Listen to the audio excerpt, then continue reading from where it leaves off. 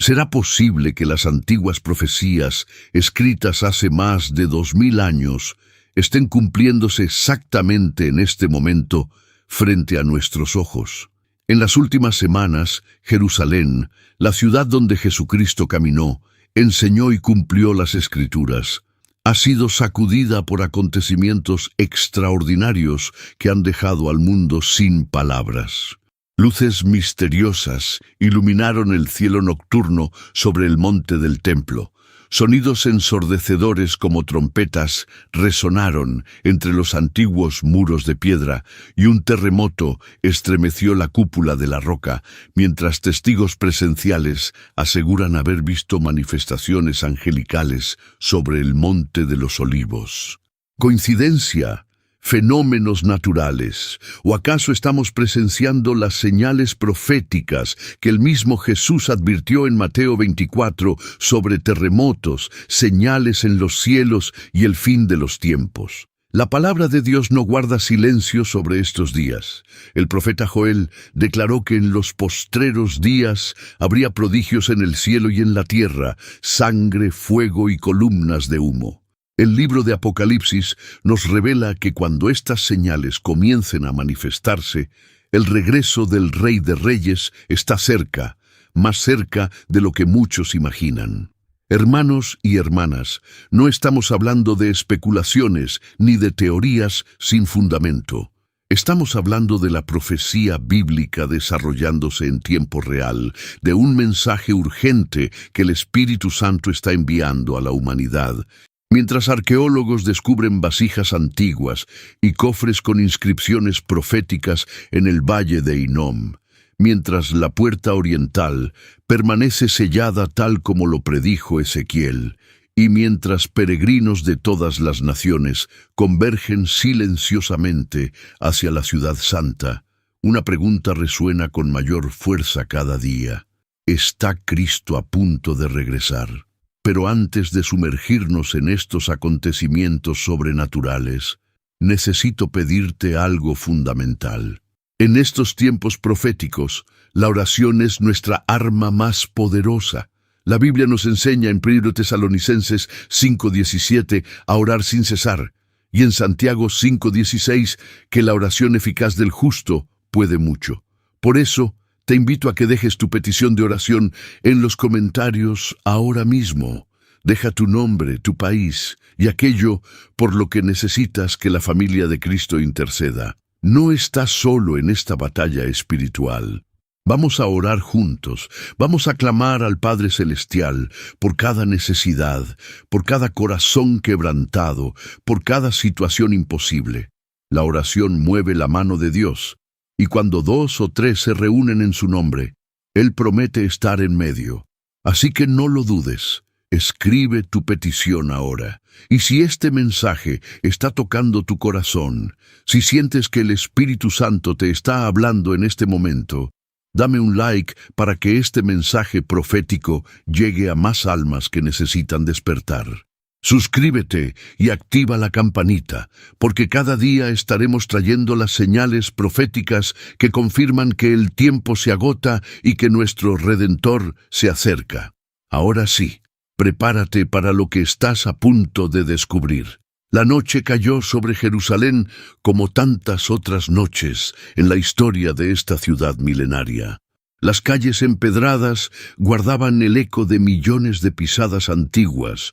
Los muros de piedra caliza brillaban bajo la luz tenue de las farolas, y el aire transportaba ese aroma peculiar que solo existe en lugares donde el cielo y la tierra parecen tocarse. Pero aquella noche sería diferente. Aquella noche algo ocurriría que haría temblar los cimientos no solo de la ciudad santa, sino de la fe de millones alrededor del mundo. Era un jueves ordinario cuando todo comenzó. Las familias terminaban sus cenas, los comerciantes cerraban sus tiendas en el mercado y los fieles se retiraban después de las oraciones vespertinas. Nadie esperaba lo que estaba por suceder. Nadie imaginaba que en cuestión de minutos sus teléfonos empezarían a sonar con llamadas desesperadas, que las redes sociales se inundarían de videos temblorosos grabados con manos nerviosas, y que el mundo entero voltearía sus ojos hacia esta ciudad que ha sido testigo de tantos milagros. Primero fue el sonido, un rugido profundo que parecía brotar desde las entrañas mismas de la tierra. No era como el estruendo de un trueno ordinario, porque no había tormenta aquella noche. El cielo estaba despejado, sembrado de estrellas que parpadeaban como testigos silenciosos de lo que estaba por venir. Este sonido era diferente, más grave, más penetrante, como si alguien hubiera tocado una trompeta colosal en las alturas. Los ancianos que lo escucharon sintieron un escalofrío recorrer sus espaldas, porque en lo profundo de sus corazones algo les decía que este no era un fenómeno común. Luego vinieron las luces, destellos brillantes que rasgaron el firmamento sobre la cúpula de la roca, ese lugar sagrado donde, según las Escrituras, estuvo el templo de Salomón, donde Abraham estuvo dispuesto a sacrificar a Isaac, donde la presencia de Dios habitó entre su pueblo. Estas luces no eran como los relámpagos que todos conocemos. Se movían con propósito, danzaban en patrones que desafiaban toda explicación científica, y su resplandor era tan intenso que por momentos convertía la noche en día. Quienes las vieron directamente tuvieron que cubrirse los ojos, porque era como mirar directamente al sol del mediodía. Y entonces vino el temblor. La tierra misma comenzó a estremecerse bajo los pies de miles de personas. No fue un terremoto devastador, como los que derriban edificios y cobran vidas, sino algo más sutil, más intencional, como si la creación misma estuviera respondiendo a una voz que solo ella podía escuchar. Las piedras antiguas del muro occidental vibraron.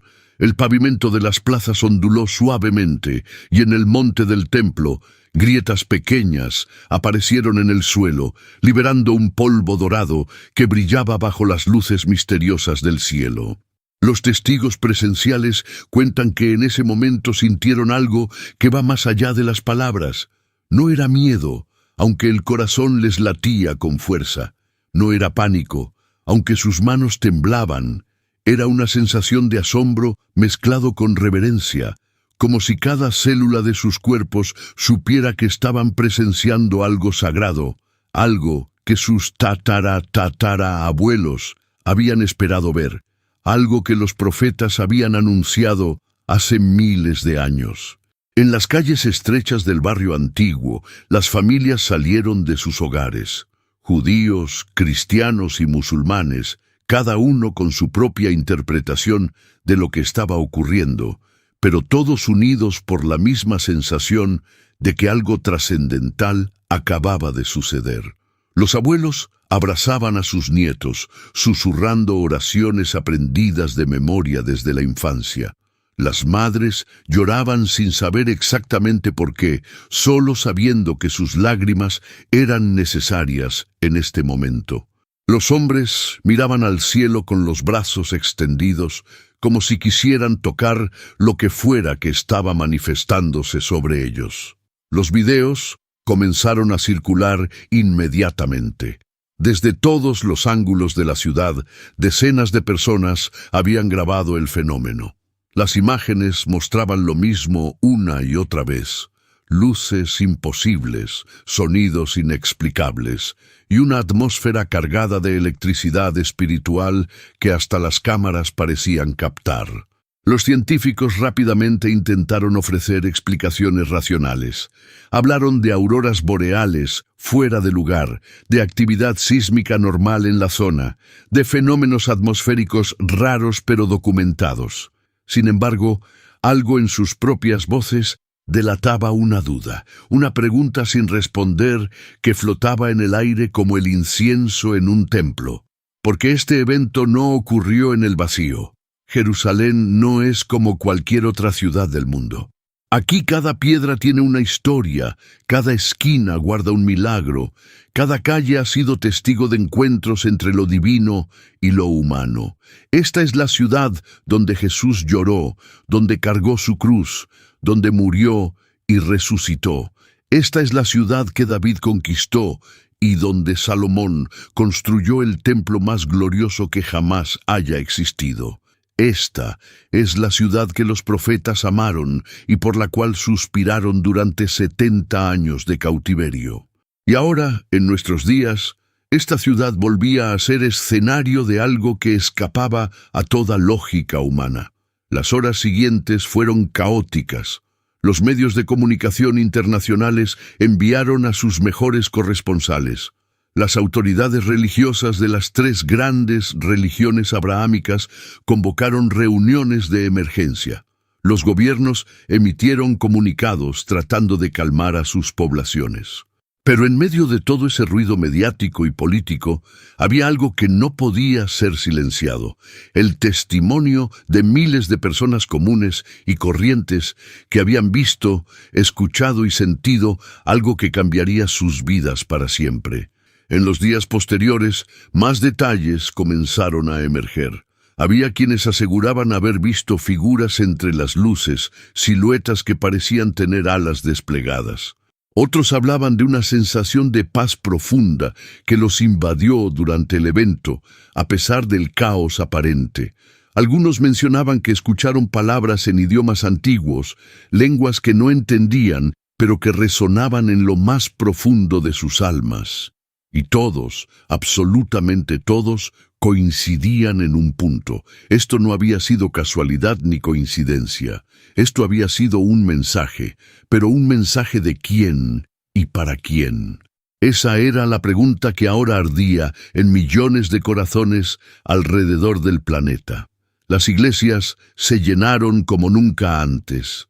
Las sinagogas rebosaban de fieles buscando respuestas en los textos sagrados.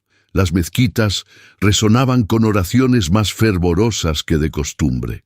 Y en los hogares de gente común, familias se reunían alrededor de sus Biblias, leyendo con ojos nuevos las palabras de Mateo 24, donde Jesús mismo habló de señales en los cielos y en la tierra que anunciarían su regreso.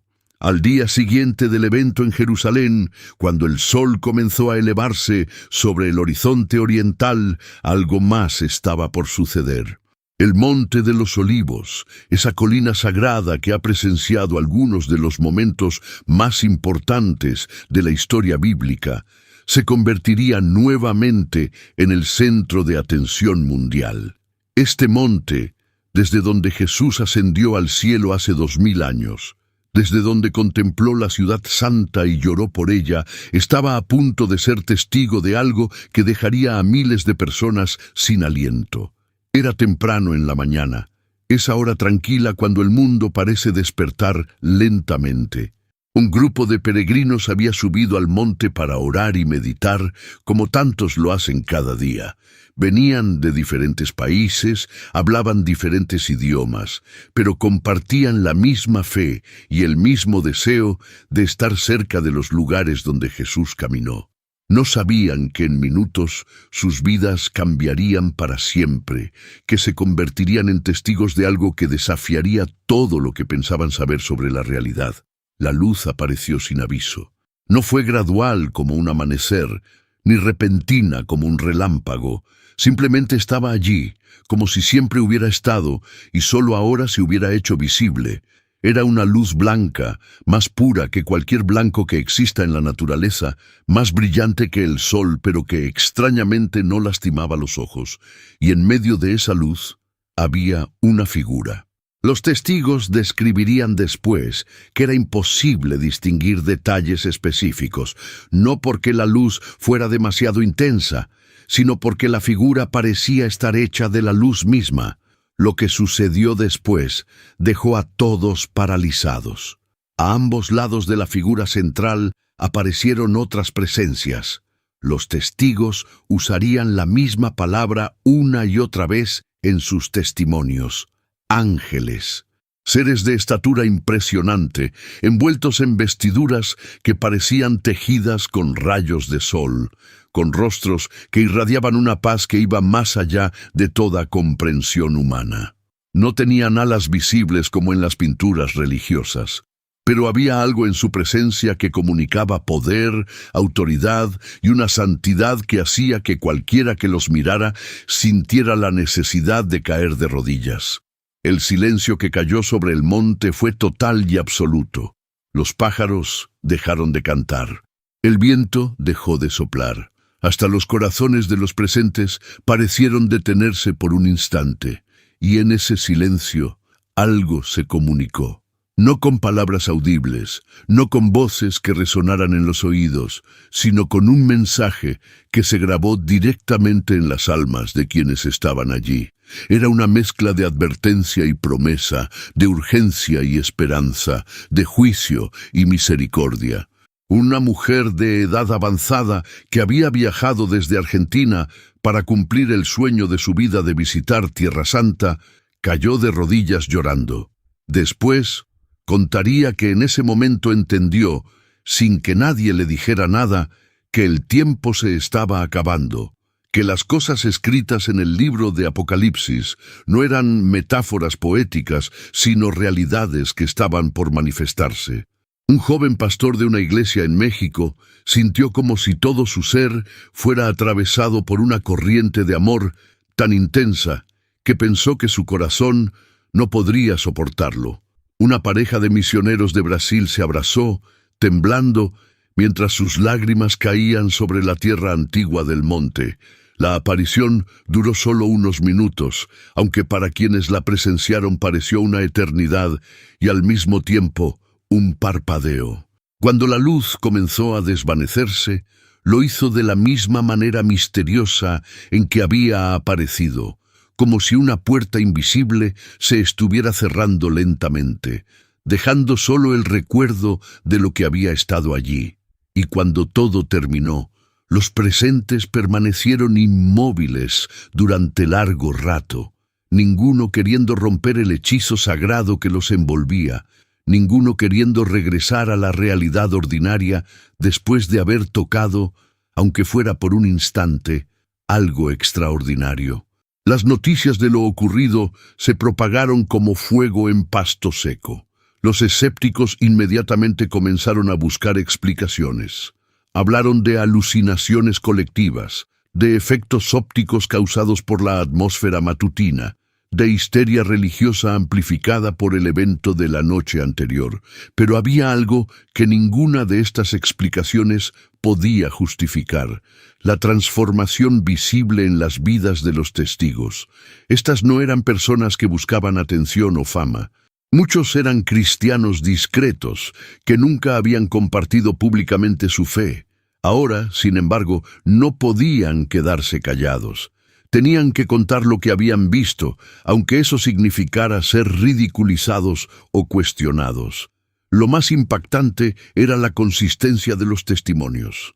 Aunque venían de diferentes países, hablaban diferentes idiomas y pertenecían a diferentes denominaciones cristianas, todos describían lo mismo con detalles asombrosamente similares: la luz blanca y pura, la figura central radiante, los seres celestiales a ambos lados, el mensaje silencioso pero claro que penetró sus corazones, la sensación de santidad tan intensa que algunos pensaron que morirían allí mismo, y en ese momento no les importaba, porque sentían que estar en esa presencia valía cualquier precio.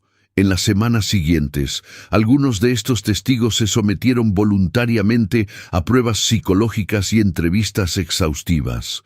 Los resultados dejaron perplejos a los profesionales. No había señales de delirio, psicosis o engaño intencional.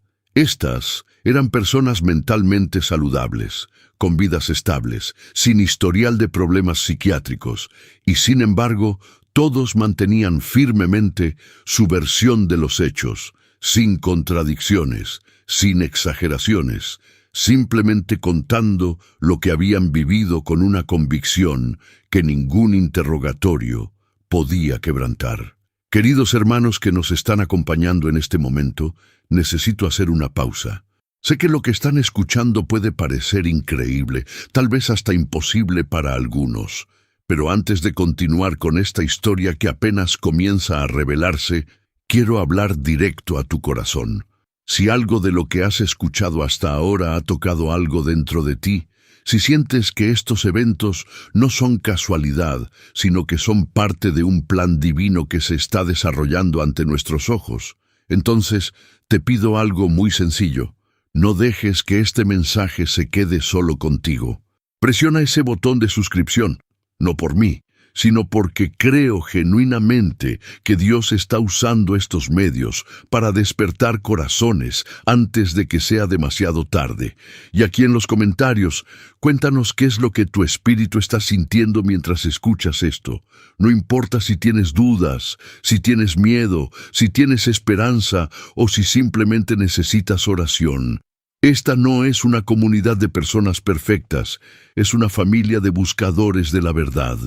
Escribe ahí abajo tu ciudad, tu país, y permítenos llevar tu necesidad delante del trono de la gracia.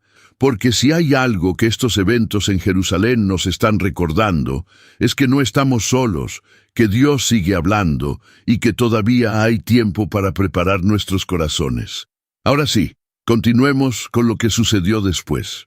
Mientras el mundo todavía procesaba los eventos inexplicables en el Monte de los Olivos, a pocos kilómetros de distancia, en un lugar que la mayoría de los turistas evitan, algo igualmente extraordinario estaba por salir a la luz. El Valle de Hinnom, conocido en hebreo como Gehenna, es un lugar con una historia oscura y dolorosa. En tiempos antiguos, este valle fue escenario de rituales paganos, donde se sacrificaban niños al dios Moloch. Más tarde, se convirtió en un basurero donde se quemaban desperdicios constantemente, y por eso Jesús lo usó como símbolo del infierno, un lugar de destrucción y juicio.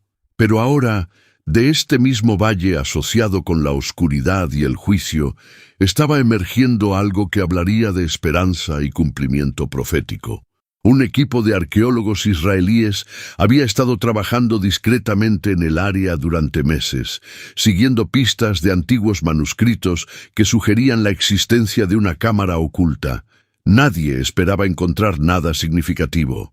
Después de todo, esta área había sido excavada y reexcavada durante siglos, pero la providencia, como siempre, tenía otros planes. El descubrimiento ocurrió en circunstancias casi milagrosas.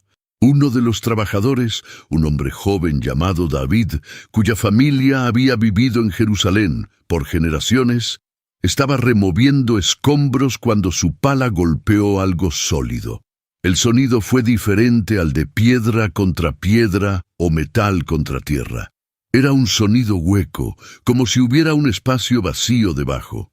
Intrigado, comenzó a cavar más cuidadosamente con sus manos, y lo que encontró hizo que su corazón comenzara a latir con fuerza. Era la entrada a una cavidad subterránea, sellada con una losa de piedra que tenía inscripciones en hebreo antiguo. El equipo de arqueólogos fue llamado inmediatamente, y cuando lograron mover la pesada piedra, quedaron asombrados por lo que había dentro. La cámara era pequeña, pero estaba perfectamente preservada, como si alguien la hubiera sellado ayer y no hace más de 2000 años. Y dentro de ella, cuidadosamente ordenados, había objetos que parecían salidos directamente de las páginas de la Biblia. Las vasijas de barro fueron lo primero que llamó la atención. No eran recipientes ordinarios para uso doméstico, sino jarras ceremoniales del tipo que se usaba en el templo para guardar aceite de unción y vino para las ofrendas. Cuando los expertos las examinaron, encontraron residuos que confirmaron exactamente eso. Aceite de oliva mezclado con especias aromáticas, según la fórmula descrita en Éxodo, y vino que había sido consagrado para uso ritual. Alguien había guardado estos objetos aquí, probablemente cuando el templo estaba a punto de ser destruido por los romanos, con la esperanza de que algún día serían usados nuevamente. Pero lo que realmente dejó sin palabras al equipo fue la espada. No era un arma de guerra como las que usaban los soldados romanos o los guerreros judíos. Su diseño era único, con inscripciones a lo largo de la hoja que citaban versículos de los Salmos sobre la justicia divina y la protección de Dios. La empuñadura estaba decorada con símbolos que solo tenían sentido en un contexto religioso. La menorá, el arca del pacto, las vestiduras del sumo sacerdote. Los expertos en armamento antiguo nunca habían visto algo así. Su conclusión fue que esta espada probablemente había sido usada en ceremonias del templo, tal vez por los guardias levitas que protegían los lugares santos, o quizás en algún ritual que la historia había olvidado. Y luego estaba el cofre, pequeño pero elaboradamente decorado. Cada centímetro de su superficie estaba cubierto con imágenes talladas que cualquier estudiante de la Biblia reconocería inmediatamente. Había vides cargadas de uvas, exactamente como las que decoraban el templo de Salomón, según la descripción en Primero de Reyes. Había granadas, ese fruto que adornaba las vestiduras del sumo sacerdote y simbolizaba la abundancia de las bendiciones de Dios. Había flores de almendro, como las que milagrosamente brotaron en la vara de Aarón para confirmar su llamado sacerdotal. Cuando abrieron el cofre con manos temblorosas, encontraron algo que nadie esperaba: pergaminos. Documentos escritos en hebreo antiguo, increíblemente bien preservados por el ambiente seco de la cámara sellada. Los primeros análisis mostraron que contenían porciones de textos proféticos, específicamente de los libros de Ezequiel, Zacarías y Daniel, aquellos profetas que hablaron extensamente sobre los últimos tiempos y el regreso del Mesías a Jerusalén. Lo extraordinario no era solo el descubrimiento en sí, sino el momento. Aquí estaban, emergiendo de la tierra en el mismo periodo, cuando luces inexplicables iluminaban los cielos sobre el monte del templo y figuras angelicales aparecían en el monte de los olivos. Era como si la tierra misma estuviera respondiendo a lo que sucedía en el cielo, como si el pasado y el presente se estuvieran encontrando en un punto profético preciso. Los medios de comunicación inicialmente trataron de minimizar el descubrimiento. Después de todo, hallazgos arqueológicos ocurren con cierta regularidad en Israel, pero cuando los detalles comenzaron a filtrarse, cuando las fotografías de los objetos se hicieron públicas, y especialmente cuando expertos independientes confirmaron la autenticidad y antigüedad de los hallazgos, la historia explotó. Programas de televisión dedicaron episodios especiales al tema. Revistas académicas publicaron análisis apresurados. Y en iglesias alrededor del mundo, pastores predicaban sobre cómo Dios estaba usando hasta la arqueología para confirmar su palabra. Un detalle en particular capturó la imaginación de muchos. En uno de los pergaminos encontrados en el cofre había una nota escrita con una caligrafía diferente al resto del texto, como si alguien la hubiera añadido de último momento. Decía algo así como: «Guardamos estos tesoros del templo del Señor para el día cuando Él regrese a habitar entre nosotros. Que quien encuentre esto sepa que el tiempo de restauración está cerca». Esas palabras, escritas quizás por un sacerdote levita hace 2 milenios mientras escuchaba las catapultas romanas golpear los muros de Jerusalén, ahora resonaban con un poder profético renovado. Los críticos argumentaban que todo era coincidencia, que los eventos celestiales podían explicarse científicamente, que los descubrimientos arqueológicos, aunque interesantes, no probaban nada sobre profecías bíblicas. Pero había algo que no podían explicar: la transformación que estaba ocurriendo en los corazones de millones de personas. Judíos que habían sido seculares toda su vida comenzaban a estudiar las Escrituras con nueva seriedad. Cristianos tibios redescubrían su primer amor por Jesús, y personas que nunca habían considerado la fe empezaban a hacer preguntas que antes les parecían irrelevantes. En medio de todo el revuelo por los eventos recientes, La atención mundial comenzó a enfocarse en una estructura que había estado allí todo el tiempo, silenciosa y misteriosa, la puerta oriental de Jerusalén. Para entender por qué esta puerta se convirtió repentinamente en el centro de conversaciones teológicas y debates proféticos, es necesario conocer su historia extraordinaria, una historia que entrelaza política, religión y profecía de una manera que desafía toda explicación racional. La puerta oriental, también conocida como la Puerta Dorada o Puerta de la Misericordia, no es como las otras puertas de la ciudad antigua. Mientras que las demás están abiertas, permitiendo el flujo constante de turistas, peregrinos y residentes, esta puerta ha estado completamente sellada durante casi 500 años. Sus dos arcos majestuosos están bloqueados con piedras y mortero, creando un muro sólido donde una vez hubo una entrada. Y justo frente a ella, como un guardián adicional, se extiende un antiguo cementerio musulmán, sus tumbas alineadas como soldados que nunca abandonan su puesto. La historia de por qué fue sellada es fascinante y llena de ironía divina. En el año 1541, el sultán otomano Suleimán el Magnífico emprendió un ambicioso proyecto de restauración de las murallas de Jerusalén. Era un gobernante poderoso, cuyo imperio se extendía desde Europa del Este hasta el norte de África, y quería dejar su marca en la ciudad santa. Pero cuando llegó el turno de la puerta oriental, Suleimán tomó una decisión extraña. En lugar de restaurarla, ordenó que fuera sellada permanentemente. Las razones oficiales nunca fueron completamente claras, pero los historiadores y teólogos han desarrollado una teoría convincente. Suleimán, aunque era musulmán, conocía bien las tradiciones judías y cristianas. Sabía que según la profecía bíblica, el Mesías entraría a Jerusalén a través de la puerta oriental. Esta creencia estaba tan arraigada que generaciones de judíos habían orado mirando hacia esta puerta, esperando el día glorioso cuando el ungido de Dios pasaría a través de ella para restaurar el reino de Israel.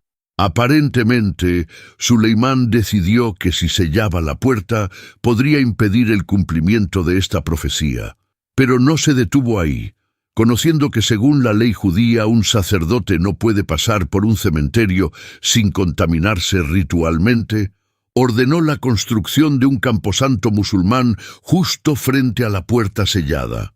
Era una barrera doble, física y espiritual, diseñada por la mente humana para frustrar el plan divino.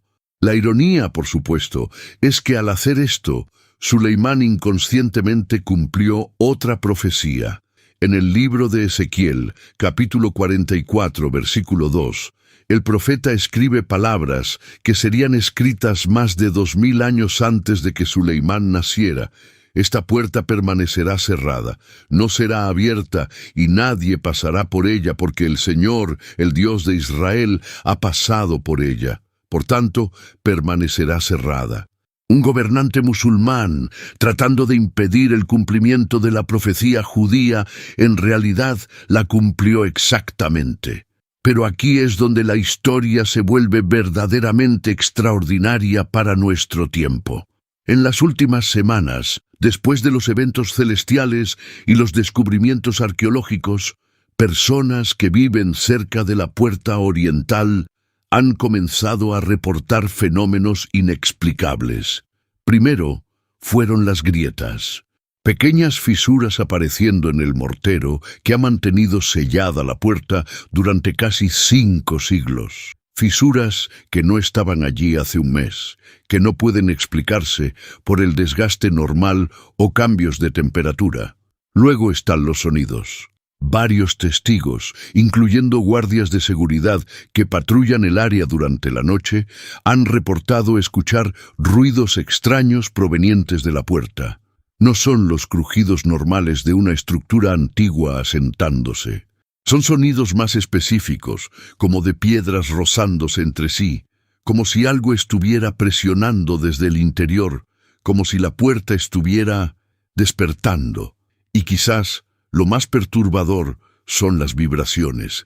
Personas que se acercan a la puerta han reportado sentir una vibración sutil, pero constante, como un pulso que emana de las piedras antiguas. Algunos lo describen como un latido del corazón, otros como la resonancia de una nota musical demasiado baja para ser escuchada, pero lo suficientemente fuerte para ser sentida. Equipos con instrumentos sensibles han confirmado que hay efectivamente vibraciones anómalas en el área, aunque no pueden determinar su fuente. Los escépticos, por supuesto, ofrecen explicaciones. Dicen que Jerusalén está en una zona sísmicamente activa, que pequeños temblores de tierra podrían causar estas grietas y vibraciones. Argumentan que los sonidos extraños son probablemente solo el viento o el tráfico de la ciudad resonando de maneras inusuales. Y las coincidencias temporales, insisten, son exactamente eso, coincidencias. Pero para los creyentes, la explicación es mucho más simple y mucho más profunda. La puerta está respondiendo. Después de 500 años de silencio, sellada por manos humanas, pero guardada por decreto divino, la puerta oriental está comenzando a prepararse, no porque las piedras tengan vida propia, sino porque el momento profético para el cual fue sellada está aproximándose, como un reloj divino que ha estado contando los siglos, cada tic-tac acercándose al momento señalado. Amados hermanos, que continúan con nosotros en este recorrido por los eventos que están sacudiendo a Jerusalén y al mundo, tengo que confesarles algo. Cuando comencé a investigar esta historia, cuando empecé a conectar todos estos puntos proféticos, hubo momentos en que yo mismo sentí un escalofrío recorrer mi espalda. No es miedo lo que siento, sino un asombro profundo ante la precisión con la que Dios cumple cada una de sus promesas. Y si tú también estás sintiendo eso, si algo dentro de ti está resonando con estas verdades antiguas pero tan actuales, entonces quiero pedirte algo de corazón. No dejes que este mensaje termine contigo. Suscríbete a este canal no solo para recibir más información, sino para ser parte de una comunidad que está despierta, que está vigilante, que no quiere perderse ni un solo detalle de lo que Dios está haciendo en estos últimos tiempos. Y aquí abajo en los comentarios, cuéntanos tu propia historia. Tal vez has tenido sueños proféticos últimamente. Quizás has sentido un llamado urgente a preparar tu vida. Tal vez simplemente sientes en tu espíritu que algo grande está por ocurrir. Comparte eso con nosotros. Dinos de dónde nos escribes, qué es lo que Dios está hablando a tu corazón. Este no es un canal más de Internet. Es un lugar de reunión para el pueblo de Dios en los últimos tiempos. Y si tienes amigos o familiares que necesitan escuchar esto, que están dormidos espiritualmente, comparte este video con ellos, porque el tiempo se acorta, hermanos, y cada alma cuenta. Ahora, continuemos descubriendo lo que más ha sucedido en la Ciudad Santa. Entre todos los fenómenos extraordinarios que han ocurrido en Jerusalén a lo largo de los siglos, hay uno que se repite año tras año, desafiando toda explicación científica y manteniendo viva la llama de la fe en millones de corazones. Es un milagro que no ocurre en las sombras de la historia antigua, sino a plena luz del día, frente a miles de testigos, cámaras y escrutinio mundial. Se le conoce como el fuego sagrado. Y lo que sucede cada año en la iglesia del Santo Sepulcro es tan asombroso que hasta los escépticos más endurecidos tienen dificultades para explicarlo. Cada año, el Sábado Santo, el día antes de la Pascua ortodoxa, una multitud enorme se congrega dentro y alrededor de la iglesia del Santo Sepulcro. Esta iglesia antigua, construida sobre el lugar donde, según la tradición cristiana, Jesús fue crucificado, sepultado y resucitado, se convierte en el epicentro de uno de los eventos religiosos más extraordinarios del mundo, Miles de peregrinos viajan desde lugares remotos, algunos ahorrando durante años para poder estar presentes en este momento único. La ceremonia comienza con el patriarca ortodoxo griego siendo escoltado hasta el edículo, la pequeña capilla que contiene el sepulcro donde el cuerpo de Jesús fue colocado después de la crucifixión. Antes de entrar, el patriarca es minuciosamente inspeccionado. Sus vestiduras son revisadas para asegurarse de que no lleva cerillas, encendedores o cualquier dispositivo que pudiera iniciar un fuego. Esta inspección no es solo ceremonial, es un protocolo estricto observado por representantes de diferentes denominaciones cristianas y, en muchas ocasiones, por observadores seculares también. Una vez verificado, el patriarca entra al sepulcro. La puerta se cierra tras él y afuera, la multitud espera en un silencio tenso. Miles de personas sostienen velas apagadas, sus corazones latiendo al unísono, sus ojos fijos en la puerta cerrada. Dentro del sepulcro, el patriarca ora. No hace nada más. Solo ora arrodillado en el mismo lugar donde el cuerpo sin vida de Cristo yació hace 2000 años. Y entonces sucede. Sin previo aviso, sin fuente visible de ignición, las velas dentro del sepulcro se encienden espontáneamente. Llamas azuladas brotan de las mechas como si nacieran de la nada, como si el aire mismo se hubiera transformado en fuego.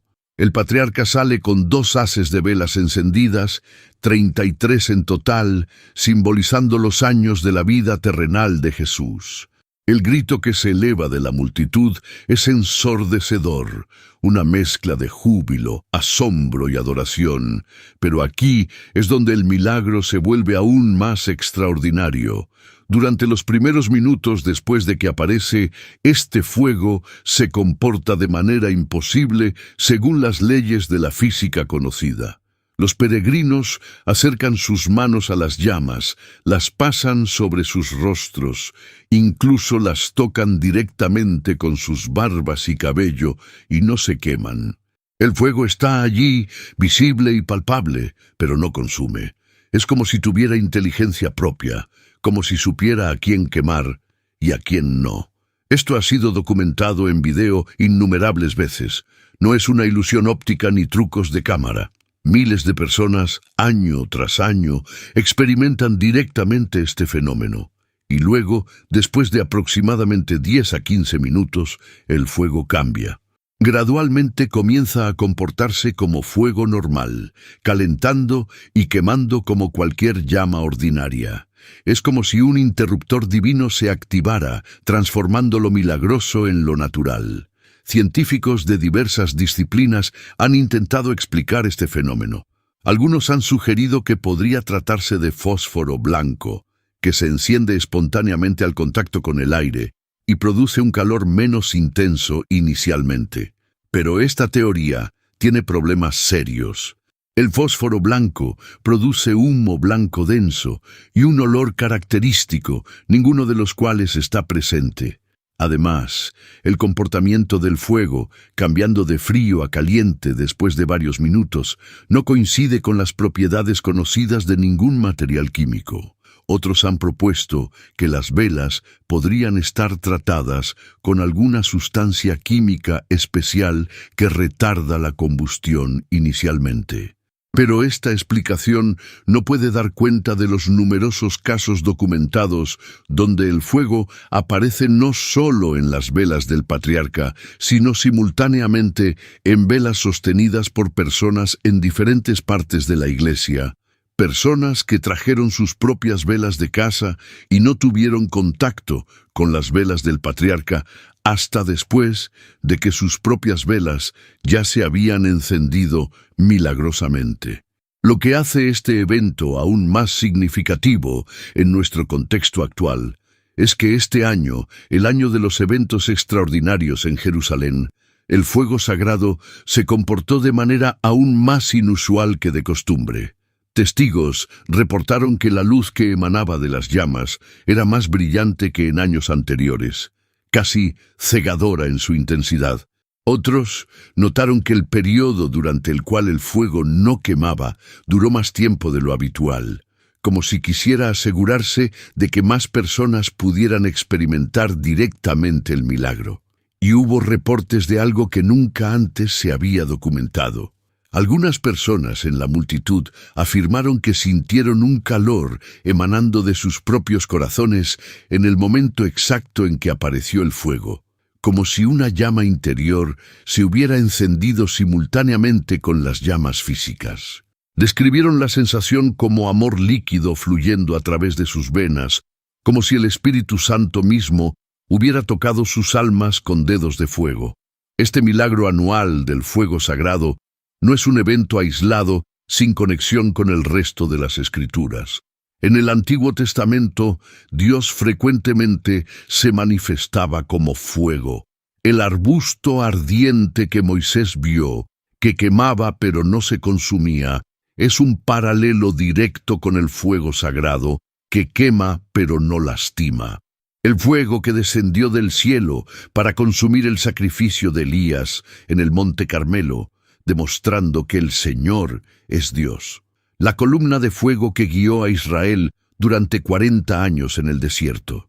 Y en el Nuevo Testamento, en Pentecostés, el Espíritu Santo descendió sobre los discípulos en forma de lenguas de fuego, capacitándolos para llevar el Evangelio hasta los confines de la tierra. Este fuego no era destructivo, sino transformador. No consumía, sino que empoderaba. Y ahora, cada año en Jerusalén, ese mismo tipo de fuego milagroso aparece, recordándonos que el Dios que se manifestó a Moisés, a Elías y a los apóstoles sigue vivo, sigue activo y sigue manifestando su presencia en medio de su pueblo. Para los creyentes que entienden los tiempos proféticos, el fuego sagrado es más que una tradición religiosa fascinante. Es una señal continua de que la resurrección de Cristo fue real, de que Él sigue vivo y de que pronto regresará de la misma manera sobrenatural en que este fuego aparece cada año. Es un recordatorio anual de que vivimos en un universo donde lo sobrenatural no solo es posible sino activo, donde el cielo puede tocar la tierra en cualquier momento.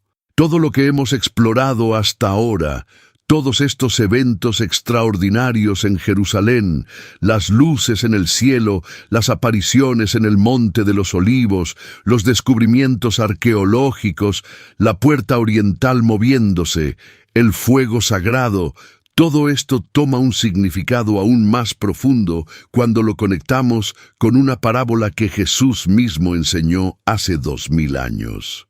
Una parábola sencilla sobre una higuera, pero que encierra una de las claves proféticas más importantes para entender el tiempo en el que vivimos. Estaba Jesús sentado en el Monte de los Olivos, ese mismo monte donde hace pocas semanas aparecieron las figuras angelicales, cuando sus discípulos se le acercaron en privado.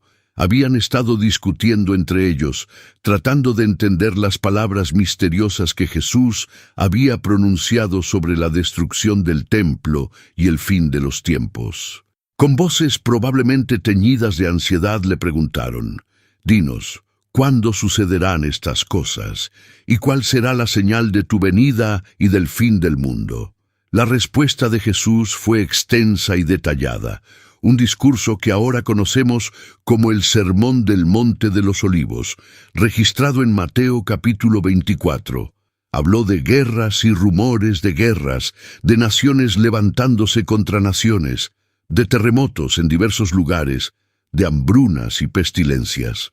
Describió una época de engaño religioso masivo, donde falsos cristos y falsos profetas realizarían señales y maravillas tan convincentes que si fuera posible engañarían hasta a los elegidos.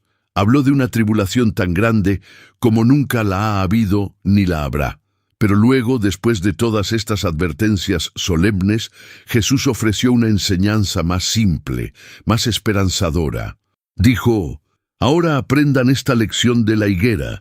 Tan pronto como sus ramas se ponen tiernas y brotan sus hojas, ustedes saben que el verano está cerca. Igualmente, cuando vean todas estas cosas, sepan que está cerca, a las puertas. Durante siglos, los estudiosos de la Biblia debatieron sobre el significado de esta parábola. ¿Qué representaba la higuera? ¿Cuándo brotarían sus hojas? ¿Cómo sabríamos que estamos en esa generación que vería todas estas cosas? Las respuestas permanecieron envueltas en misterio hasta el año 1948, cuando algo ocurrió que cambió todo el panorama profético.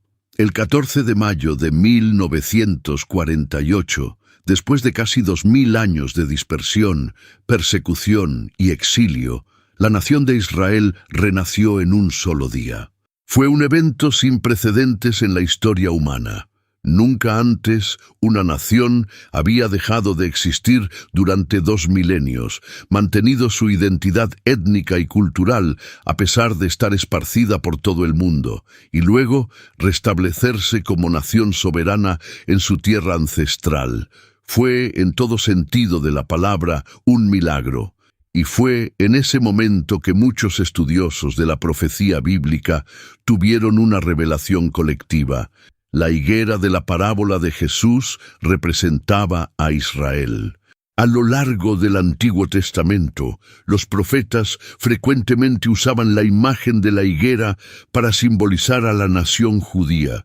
Y aquí estaba, después de parecer estar muerta durante 2000 años, brotando nuevamente, echando hojas verdes de vida, reclamando su lugar entre las naciones del mundo. Si esto era correcto, si el renacimiento de Israel en 1948 era efectivamente el brotar de la higuera al que Jesús se refería, entonces las implicaciones eran asombrosas. Significaba que la generación que viera ese evento, que presenció el milagro de Israel volviendo a la vida, sería la generación que también vería el regreso de Cristo. Jesús dijo específicamente: les aseguro que no pasará esta generación hasta que todas estas cosas sucedan. Ahora bien, ¿cuánto dura una generación en términos bíblicos? Las Escrituras ofrecen diferentes marcos de tiempo. En algunos contextos, una generación es de 40 años, el tiempo que Israel vagó por el desierto. En otros se menciona 70 años, como el tiempo del cautiverio babilónico. Y en los Salmos se habla de que los días de nuestra vida son 70 años, o si hay fortaleza, 80 años. Hagamos las matemáticas. Si contamos desde 1948, una generación de 70 años nos llevaría a 2018. Una generación de 80 años nos lleva a 2028. Estamos, literalmente, viviendo en la ventana de tiempo de la que Jesús habló. No es coincidencia que todos estos eventos extraordinarios en Jerusalén estén ocurriendo precisamente ahora, en este momento profético crítico. Pero hay más.